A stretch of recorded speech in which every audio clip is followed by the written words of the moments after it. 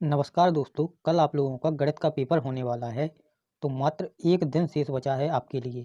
तो इस एक दिन में आप लोगों को क्या पढ़ना है, जो अभी तक आप लोगों ने पढ़ा है उसका सिर्फ रिवीजन करना है इस एक दिन में।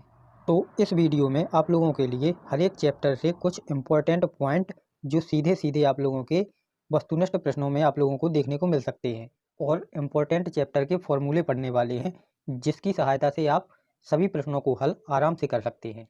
और दोस्तों, यदि पेपर लीक होता है तो आप लोग चैनल को सब्सक्राइब करके रखें।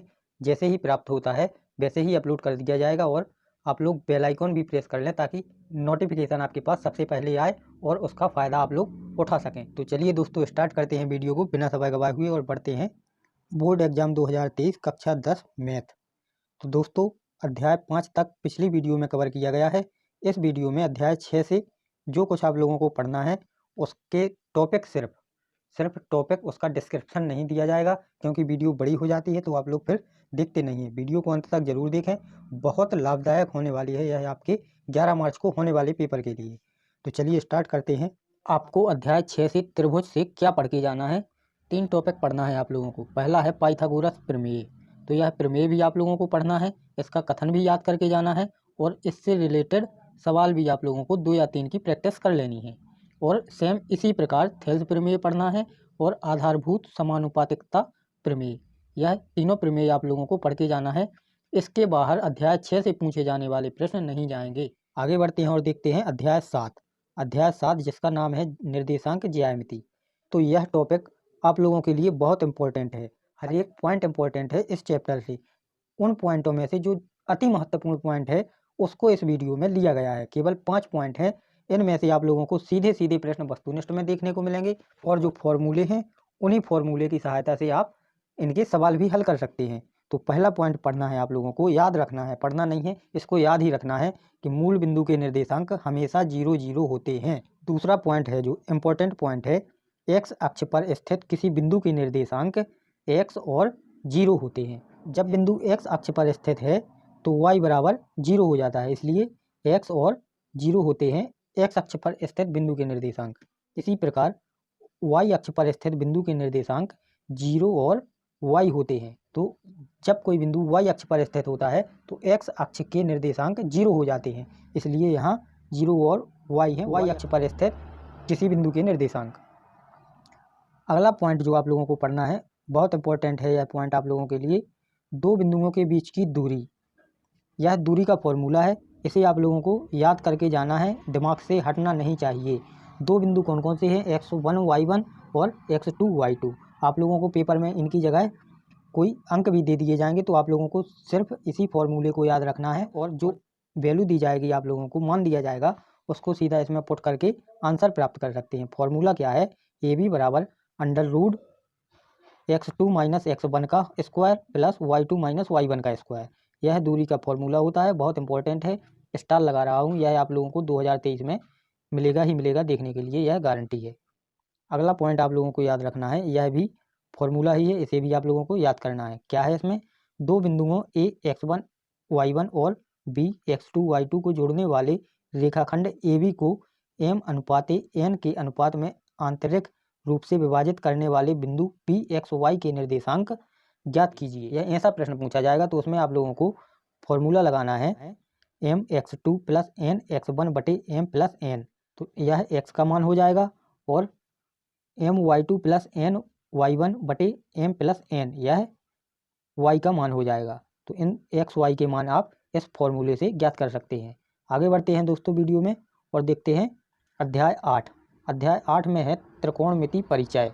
तो यह चैप्टर आप लोगों को बहुत इंपॉर्टेंट होने वाला है वस्तुनिष्ठ की दृष्टि से, क्योंकि आप लोगों ने पिछले पेपर भी देखे होंगे, इस चैप्टर से सीधे सीधे 6 अंक की सही जोड़ी पूछी जाती है। तो चलिए देखते हैं कौन कौन से फॉर्मूले आप लोगों को पढ़ के जाना है।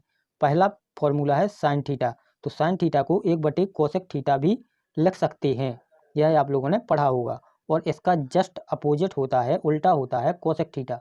कोसेक थीटा को 1/साइन थीटा बराबर लिख सकते हैं। अगला है, दूसरा है कोस थीटा। तो कोस थीटा को 1/सेक थीटा लिख सकते हैं, और इसका जस्ट अपोजिट है सेक थीटा बराबर 1/कोस थीटा।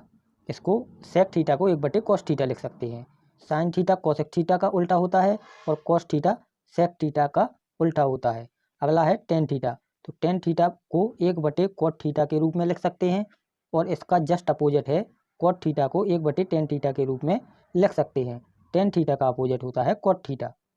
आगे बढ़ते हैं और देखते हैं सर्वसमकाएं। इससे आप लोगों को सर्वसमकाएं पढ़ के जाना है। इसमें 3 सर्वसमकाएं हैं।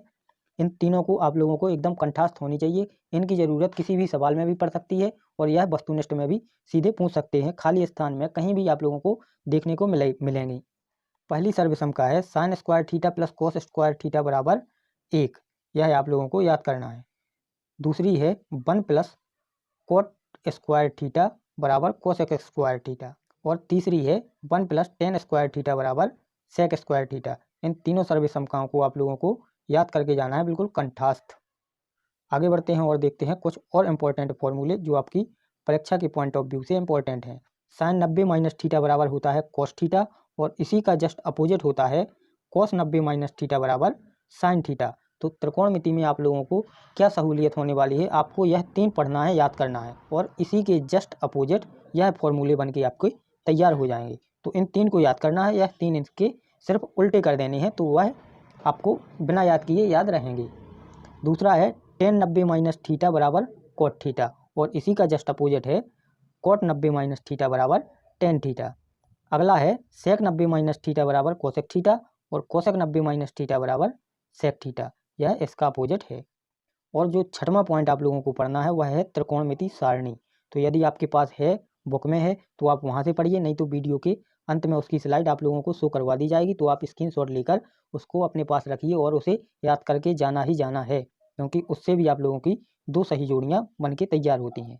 आगे बढ़ते हैं और देखते हैं अगला प्रश्न। अगले प्रश्न में पहुँचने से पहले दोस्तों आप लोग वीडियो को लाइक करें और ज़्यादा से ज़्यादा लोगों तक शेयर करें।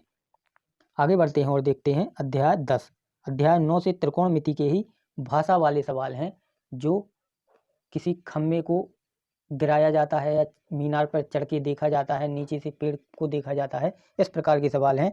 तो उससे आप लोगों का एक प्रश्न आएगा, तो आप लोगों को 2-3 टाइप के सवाल उससे हल करना है। अध्याय 10 देखिएगा ब्रेथ।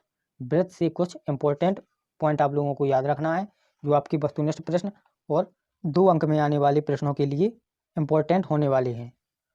तो दोस्तों इसमें पहला पॉइंट है ब्रेथ के किसी बिंदु पर केवल एक ही स्पर्श रेखा खींची जा सकती है। तो दोस्तों इन सभी पॉइंटों को आगे की स्लाइड में समझाने का प्रयास किया जाएगा। दूसरा पॉइंट है ब्रेथ के बाह्य स्थित बिंदु पर अधिकतम 2 स्पर्श रेखाएं हो सकती हैं। तो दोस्तों इस डायग्राम से आप समझ सकते हैं कि ब्रेथ के बाहर यह P बिंदु स्थित है, तो इससे ज़्यादा से ज़्यादा 2 ही स्पर्श रेखाएं हो सकती हैं, तीसरी नहीं हो सकती। स्पर्श रेखा वह होती है जो ब्रेथ की परिधि को टच करते हुए निकले, वह स्पर्श रेखा कहलाती है। तो इस बिंदु से एक ही इस तरफ स्पर्श रेखा आएगी और एक बिंदु एक ही तरफ स्पर्श रेखा जाएगी और इस बिंदु से तीसरी स्पर्श रेखा नहीं जा सकती, तो केवल 2 स्पर्श रेखाएं जाएंगी। अगला पॉइंट जो आप लोगों को याद करके जाना है, एक रेखा जो ब्रेथ के 2 बिंदुओं पर प्रतिच्छेद करती है छेदक रेखा कहलाती है। तो दोस्तों यह जो लाइन डली हुई है इस ब्रेथ में, तो यह 2 बिंदुओं पर, एक यहाँ और यहाँ, प्रतिच्छेद कर रही है, मतलब काट रही है, तो इस रेखा को छेदक रेखा कहते हैं। चौथा पॉइंट आप लोगों को याद रखना है, वृत्त के केंद्र से जीवा पर डाला गया लंब जीवा को समद्विभाजित करता है। माना यह कोई वृत्त है, तो यह तो छेदक रेखा हो गई जो बिंदुओं को 2 जगह प्रतिच्छेद करती है, तो यह छेदक रेखा हो गई। और एक और पॉइंट जो हम लोग पढ़ के आए हैं अभी, वह है किसी वृत्त के बाह्य बिंदु से वृत्त पर डाली गई स्पर्श रेखाओं की अधिकतम संख्या तो केवल 2 ही हो सकती है। और दोस्तों इन दोनों स्पर्श रेखाओं की दूरी भी बराबर होगी, यह भी आप लोगों को याद रखना है। जितनी यहाँ से इसकी दूरी होगी उतनी ही दूरी इस दूसरी स्पर्श रेखा की होगी। तो एक और पॉइंट दोस्तों हम लोग पढ़ के आए हैं, वृत्त के केंद्र से जीवा पर डाला गया लंब जीवा को समान 2 भागों में विभाजित करता है। माना ए भी एक जीवा है और यह बिंदु सी पर केंद्र से लंब डाला गया है, तो यह बिंदु सी इस ए बी रेखाखंड को समान 2 भागों में विभाजित करता है। तो यह पॉइंट आप लोगों को याद रखना है। और दोस्तों वृत्त के बारे में 1-2 पॉइंट और आप लोगों को याद रखना है जो बहुत महत्वपूर्ण है आप लोगों की परीक्षा के लिए। वृत्त की सबसे बड़ी जीवा वृत्त का व्यास होता है। यह आप लोगों को याद रखना है। चलिए दोस्तों, पुनः अध्याय 11 की ओर चलते हैं। अध्याय 11 दोस्तों आपके सिलेबस से हटा दिया गया है, तो अध्याय 12 की ओर चलते हैं, वृत्तों से संबंधित क्षेत्रफल। तो दोस्तों इसमें आप लोगों को केवल फॉर्मूले याद रखने हैं जो आपको स्क्रीन पर दिखाई दे रहे हैं। वृत्त का क्षेत्रफल पाई आर स्क्वायर, वृत्त की परिधि या परिमाप 2 पाई आर, अर्धवृत्त का क्षेत्रफल पूरे वृत्त का क्षेत्रफल पाई आर स्क्वायर है, तो अर्धवृत्त का क्षेत्रफल मतलब आधे वृत्त का क्षेत्रफल 1/2 पाई आर स्क्वायर होगा। यह तो कॉमन सेंस वाली बात है। वृत्त के चाप की लंबाई, तो यह फॉर्मूला आप लोगों को याद रखना है। इसमें आप लोगों को कोण भी दिया होता है, थीटा का मान दिया होगा, तो थीटा बटे 360 गुणे 2 पाई आर। जब वृत्त के चाप की लंबाई याद करना है तो यह आप लोगों को फॉर्मूला लगा देने हैं। तो दोस्तों यह वो सारणी है जो आप लोगों को त्रिकोणमिति के लिए याद करनी है। इसमें 0 से 90 तक के सभी मान दिए गए हैं, तो यह आप लोग स्क्रीनशॉट लेकर के रख सकते हैं और इसे याद करके ज़रूर जाना है, क्योंकि केवल इसी सारणी से आप लोगों के बहुत से प्रश्न हल होने वाले हैं और 2 प्रश्न आप लोगों को वस्तुनिष्ठ में भी देखने को मिल सकते हैं। तो इसमें आप लोगों को साइन 0 का 0 होता है, साइन 30 का 1/2, साइन 45 का 1/√2, साइन 60 का √3/2 और साइन 90 का 1। और इसको यहाँ से शुरू कर दीजिए तो यह कॉस का मान होता है। कॉस 0 का 1, कॉस 30 का √3/2, कॉस 45 का 1/√2, कॉस 60 का 1/2 और कॉस 90 का। साइन थीटा में कॉस थीटा का भाग देने से टेन थीटा के मान प्राप्त हो जाते हैं। आप इसको याद रखिए या समझ लीजिए, जिस प्रकार भी आप याद रख सकते हैं, इसको याद जरूर रखना है। यह आप लोगों की बहुत सहायता करेगी आपके पेपर में। तो दोस्तों अध्याय 13 और अध्याय 14, अध्याय 13 में केवल फॉर्मूले पर बेस्ड प्रश्न है, घन, घनाभ, शंकु, आयतन। तो उस फॉर्मूले को आप लोग याद कर लीजिए अपनी बुक या किसी गाइड वगैरह से। और अध्याय 14 सांख्यिकी हैं, उसके फॉर्मूले भी आप लोग अपनी किताब से तैयार कर सकते हैं। तो दोस्तों इस वीडियो में केवल इतने ही फॉर्मूले लिए गए हैं जो, और केवल इसी से 30 अंक आप लोगों के पक्के होने वाले हैं। तो दोस्तों ज़्यादा से ज़्यादा लोगों तक वीडियो को शेयर करें। वीडियो पसंद आती है तो वीडियो को लाइक करें। चैनल पर नए हो तो चैनल को सब्सक्राइब करें, बेल आइकन प्रेस करें ताकि आने वाली हर एक वीडियो का नोटिफिकेशन आपके पास सबसे पहले पहुंचे। जय हिंद दोस्तों।